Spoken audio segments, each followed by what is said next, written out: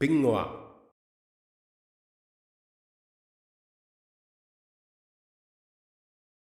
Hi there, and welcome to the first video in the Combining Magicavoxel and Krita lesson. My name is Alyssa, and I'm a Métis digital artist here at Pinnguaq. If you haven't already, please go look at my introduction to Magicavoxel, as well as Pinnguaq's 2D artist, Krita series, located at pinnguaq.com. In this video, we will be going over how to render and set up your scene to take an image that we will later transport into Krita. Please keep watching to learn more. As you can see, I have Magicavoxel already open on my computer to my project that I've already created. This is based off of No Face from Spirited Away, which is one of my favorite movies of all time. If you don't know what to create, you can always try to make your favorite things as voxel art. It doesn't matter if it's food, a building, a city, a character, anything you'd like it to be. I kept No Face as a flat image, meaning I didn't want any more layers of voxels. But I want to bring a picture of him into Krita so I can add certain effects like fog, rain, and clouds around him. But I first need to show you how to render this image. I will show you how I rendered mine. First, if you haven't saved already, I recommend doing so, and you should always save during your projects. Now with that out of the way, I'm going to click on render mode so that we can get started with our rendering. In render mode, you can see that No Face is missing half of his body. This is because when we go back to model, hit tab, and enter world mode, we can see that he's still underneath this layer of fog.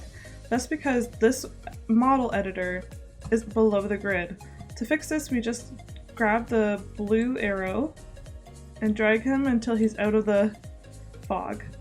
Now that he's out of the fog, you can enter back into render mode, and if you want to keep editing him, just hit tab again on your keyboard, and then you can get out of world mode.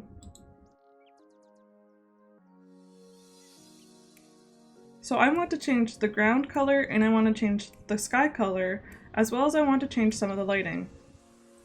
So yours might be a little different. I have my area turned off, but I'm going to turn it back down. Now in light, we're going to enter settings. This is how you change the ground color. It says grid, edge, ground, BG, scale, and shape. We're going to use ground, and we're going to select our color. Right now it's gray, but I want it to be kind of a blue color. So I'm going to make it this nice light blue. It is good to remember these numbers so that when we want to add the sky color as the exact same color, it will be easy for us. Now to change the sky color, I'm going to go back to my light, I'm going to go down to the sky, click on the white box, and then we'll fiddle around with the numbers again. So if you get confused, go back to your ground, 216, 110, 207.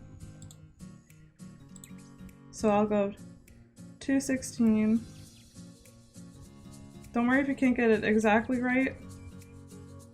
Just try to get it as close as possible, or you can use these your actual keyboard.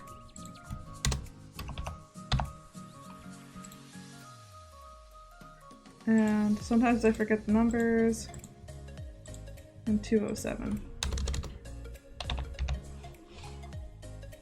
Now they're the same color.